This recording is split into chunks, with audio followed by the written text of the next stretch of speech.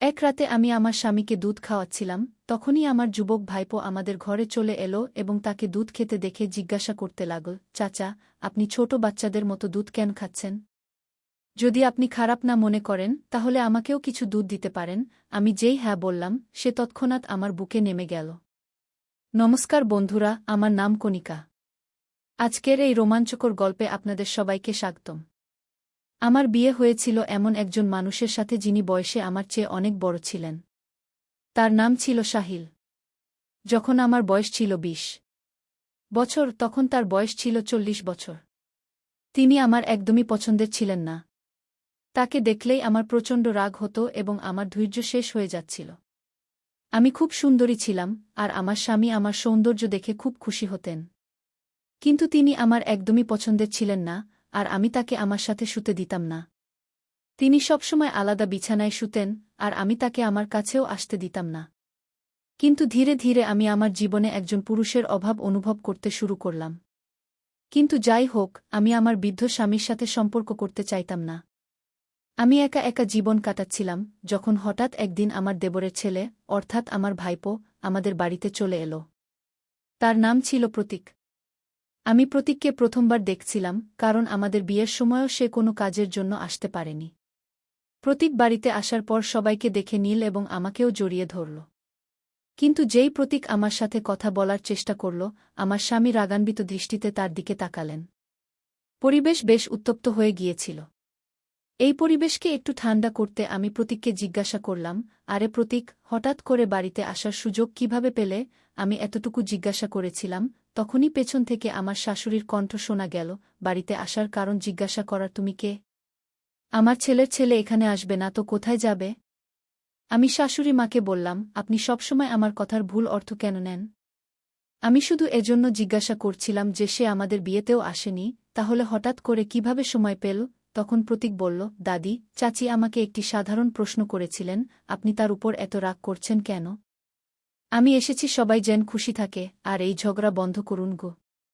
তারপর প্রতীক বলল, চাচি, আপনার বিয়েতে আমার ইউনিভার্সিটি পরীক্ষা চলছিল, তাই আমি আসতে পারিনি। কিন্তু আমি মনে মনে চেয়েছিলাম যে আমি আপনার বিয়েতে আসব। দুঃখের বিষয় তা হয়নি। কিন্তু এখন আমি চলে এসেছি, তাই চাচির সাথে সব আদরত্ন করে নেব। আর যখন আমার মন ভরে যাবে তখনই এখান থেকে যাওয়ার কথা ভাবব। এটা শুনে সবাই হাসতে লাগল। কিন্তু প্রতীক এখানে কতদিন থাকবে তা আমি তাকে জিজ্ঞাসা করিনি। কিন্তু যেভাবে শাশুড়ি মা আমার উপর চটে গিয়েছিলেন, তাই আর কোনো প্রশ্ন করার সাহসই হয়নি। কিছুক্ষণ পরে প্রতীক ফ্রেশ হয়ে এলো, তখন শাশুড়ি মা আমাকে তার জন্য নাস্তা নিয়ে আসতে বললেন। আমি নাস্তার ট্রে নিয়ে প্রতীকের কাছে যাচ্ছিলাম, তখন হঠাৎ আমার পা পিছলে গেল এবং আমার হাত থেকে ট্রে ছুটে গিয়ে প্রতীকের উপর পড়ে গেল। এখন তো আমার শাশুড়ি মা খুব চটে গেলেন। তিনি বললেন, তৎক্ষণাৎ প্রতীকের কাপড় পরিষ্কার কর। জানি না কোনো জন্মের বদলা নিচ্ছ সে থেকে, যে পুরো ট্রেই তার উপর ফেলে দিলে। আমার স্বামী তখন বাড়িতে ছিলেন না, তিনি কোনো কাজে বাইরে গিয়েছিলেন। শাশুড়ি মায়ের ডাক শুনে আমি ভয়ে ভয়ে তৎক্ষণাৎ রান্নাঘরে গেলাম এবং রান্নাঘর পরিষ্কারের কাপড় নিয়ে এলাম। আমি শাশুড়ি মাকে জিজ্ঞাসা করলাম, আমি কি প্রতীকের কাপড় পরিষ্কার করব? তিনি বললেন, যখন সব ধ্বংস তুমিই করেছ, তখন পরিষ্কারও তো তুমিই করবে, না? এতে জিজ্ঞাসা করার কি আছে? প্রতীক কিছু বলছিল না এবং নিজে থেকে নিজের কাপড় পরিষ্কার করার চেষ্টাও করছিল না। কিন্তু আমি তার কাপড় মুছতে গিয়ে খুব লজ্জা পাচ্ছিলাম, কারণ নাস্তা এমন জায়গায় পড়েছিল যেখানে তাকে ছুঁতে আমার লজ্জা হচ্ছিল। কিন্তু যখন সে নিজে থেকে পরিষ্কার করার চেষ্টাই করল না, তখন আমি বুঝে গেলাম যে প্রতীকও চায় যে আমি তার কাপড় পরিষ্কার করি। তখন প্রতীক আমাকে প্রেমময় দৃষ্টিতে দেখতে লাগল এবং একে একে বিস্তারিতভাবে বলতে লাগল যে কিভাবে আমি তার কাপড় পরিষ্কার করব।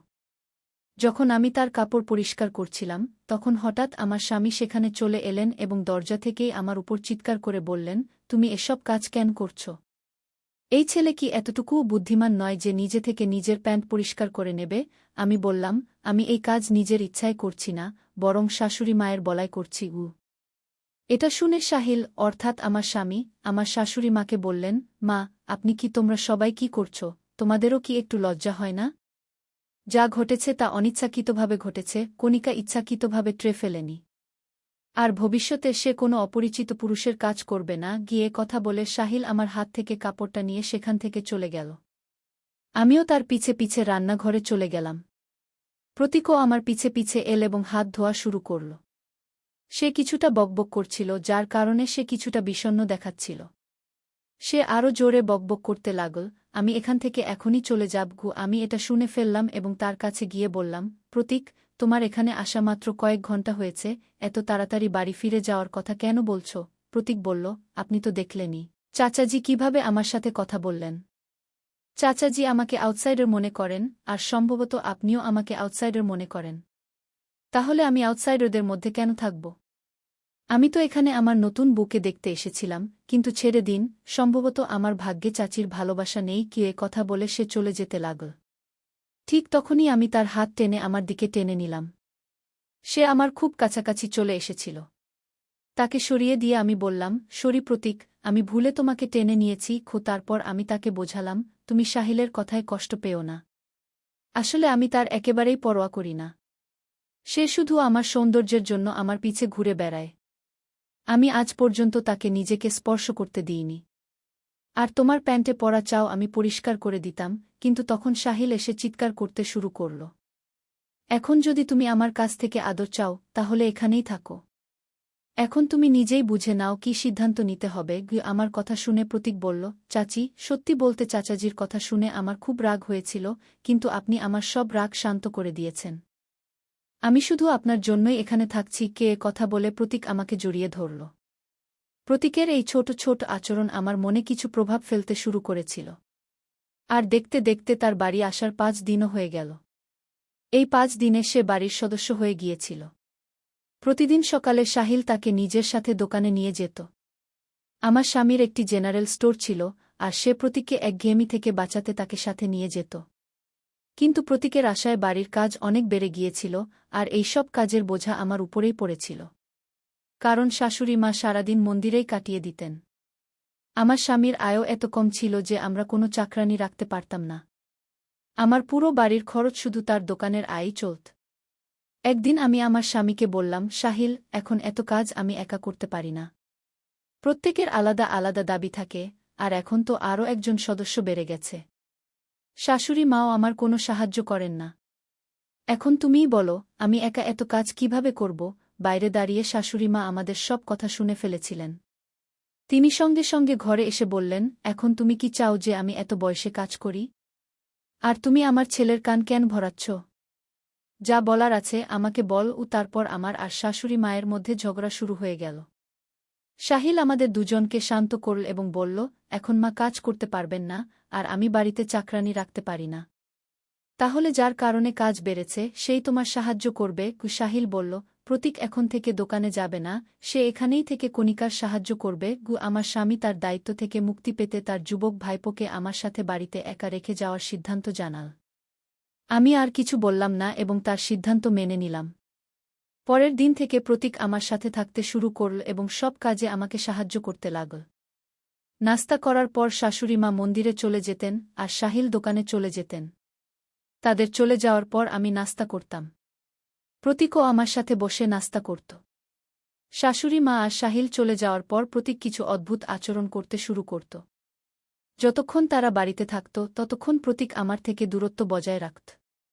সবাই চলে যাওয়ার পর সে আমার কাছাকাছি আসতে শুরু করত।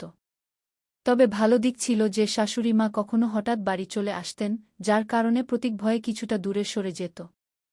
সবাই চলে যাওয়ার পর সে আমার কাছে তার ব্যক্তিগত কাজ করাত, যেমন তার পিঠে সাবান লাগানো, তার কাপড় বের করে রাখা। তার সাহস এত বেড়ে গিয়েছিল যে সে আমাকে এ পর্যন্ত বলতে শুরু করেছিল যে আমার কোনো শাড়ি বা কোনো ধরনের ব্লাউজ পরা উচিত, যদিও আমি তা উপেক্ষা করছিলাম। একবার সে আমাকে গোসলের পানি ভরতে বলল। সে দিন আমি সকাল থেকেই রাগে ছিলাম। আমি তার বাথরুমে খুব গরম পানি রেখে দিলাম। কিছুক্ষণ পর প্রতীক দৌড়ে সরাসরি আমার ঘরে চলে এল। তার শরীরে শুধু একটি তোয়ালে জড়ানো ছিল, তার শরীর খুবই টানটান ছিল। আজ আমি লক্ষ্য করেছিলাম যে সে খুবই সুন্দর ও যুবক একটি ছেলে। ঘরে ঢুকেই সে লাফাতে শুরু করল এবং বলল, চাচি, আমার এটা পুড়ে গেছে। আমি জানতাম যে আমি তার বাথরুমে খুব গরম পানি রেখে এসেছিলাম, কিন্তু গোসল শুরুর সময় কেউ কি নিজের সেই জায়গায় পানি ঢালে? সে আবার বলল, চাচি, কোনো ক্রিম থাকলে দয়া করে লাগিয়ে দাও, আমার খুব জ্বালা করছে। এত বলতে বলতে সে আমার বিছানায় বসে পড়ল। আমি জিজ্ঞেস করলাম, কোথায় জ্বালা করছে? সে তার উরুর দিকে ইশারা করতেই আমি একটু ঘাবড়ে গেলাম। আমি ভাবলাম, আমার ভুল হয়ে গেছে, আমাকে বাথরুমে এত গরম পানি রাখা উচিত ছিল না। কিন্তু তারও তো দেখে নেওয়া উচিত ছিল যে পানি বেশি গরম নাকি ঠান্ডা। সেই সময় লজ্জা ও ভয়ে আমি ধীরে ধীরে তার পা থেকে তোয়ালে সরাতে শুরু করলাম। তার পা হাঁটুর উপর পর্যন্ত পুড়ে গিয়েছিল।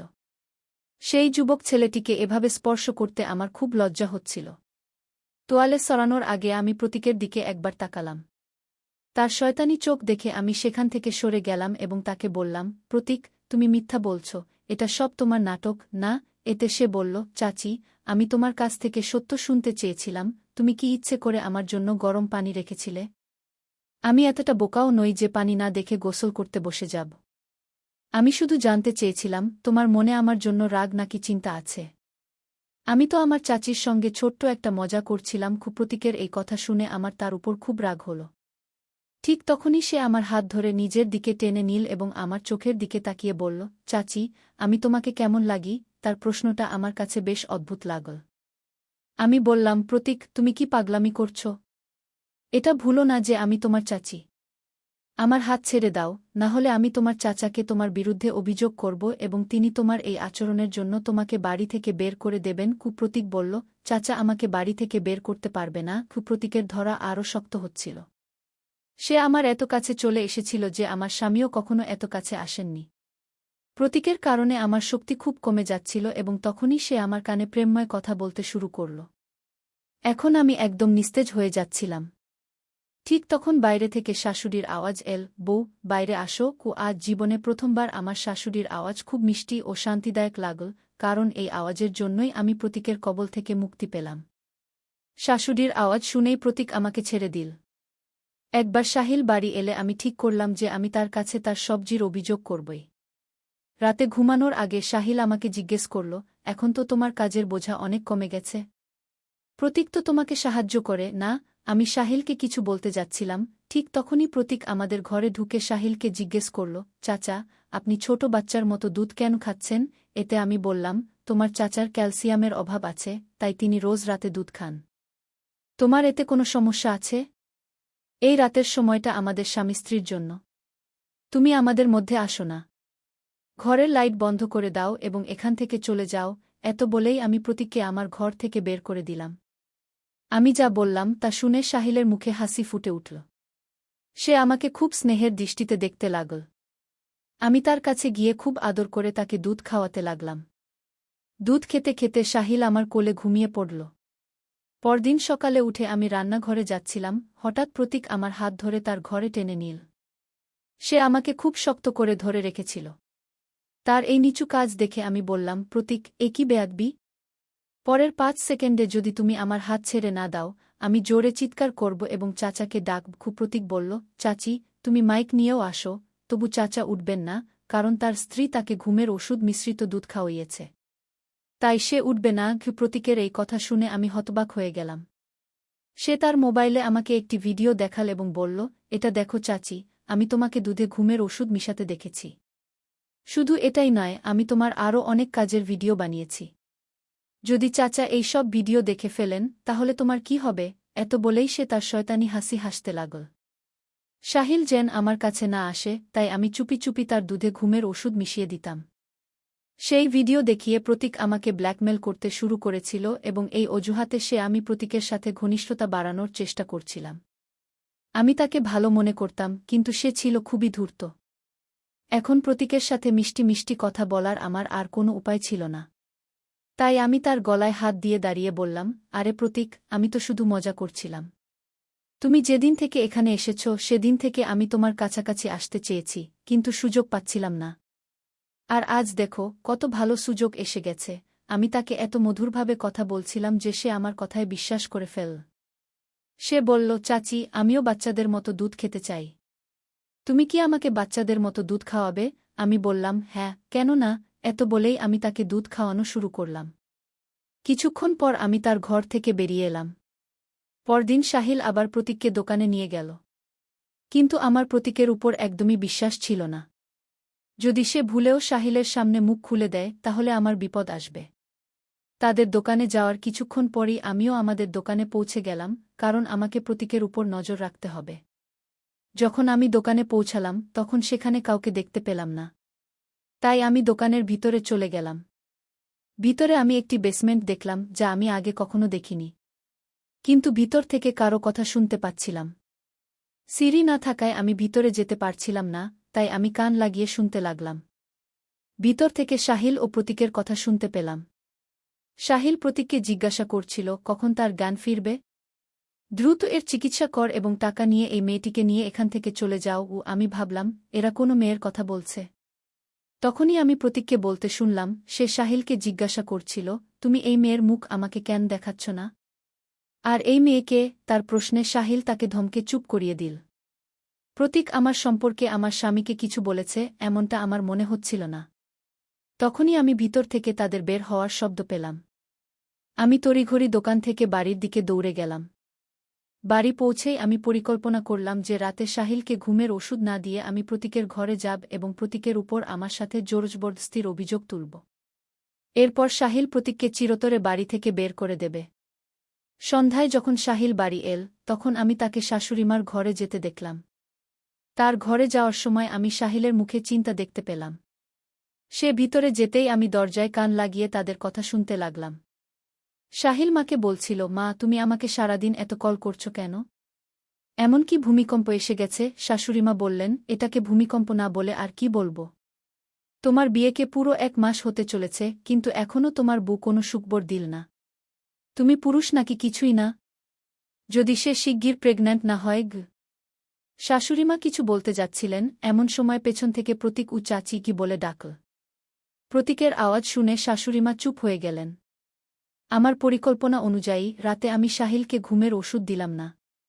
সাহিল ঘুমোতে যেতেই আমি প্রতীকের ঘরে গেলাম এবং তাকে আদর করে জড়িয়ে ধরে বললাম, আমি তোমার সাথে যে প্রতিশ্রুতি দিয়েছিলাম তা রাখছি। এখন আমি তোমার। প্রতীক যেই আমার কাছাকাছি আসতে লাগল অমনি আমি জোরে জোরে চিৎকার করতে লাগলাম, বাঁচাও, কেউ তো বাঁচাও। আমার আওয়াজ শুনে সাহিল দৌড়ে এসে বলল, দেখো তোমার ভাইপো আমার সাথে জোরজবরদস্তি করার চেষ্টা করেছে। একে এখনই বাড়ি থেকে বের করে দাও। সাহিল আমার কাছে এসে একটি চড় মারল এবং বলল, প্রতীক আজ দুপুরেই সব বলেছে। আমি জানতে পেরেছি যে তুমি আমাকে ঘুমের ওষুধ দিচ্ছ। এখন আমি আর প্রতীক দুজনেই তোমার উপর ভালোবাসার বৃষ্টি করব। এত বলেই তারা দুজনেই আমার উপর ঝাঁপিয়ে পড়ল। এমন সময় বাইরে পুলিশের গাড়ির আওয়াজ শোনা গেল। কিছুক্ষণের মধ্যেই পুলিশ ঘরের ভিতরে চলে এল। আগে থেকেই আমার প্রতীকের উপর সন্দেহ ছিল। সেই সন্ধ্যায় শাশুড়িমা ও আমার স্বামীর কথা শুনে আমি আরও বেশি চিন্তিত হয়ে পড়লাম যে তারা দুজনেই আমাকে দ্রুত প্রেগন্যান্ট করে আমার থেকে কি লাভ পেতে চায়।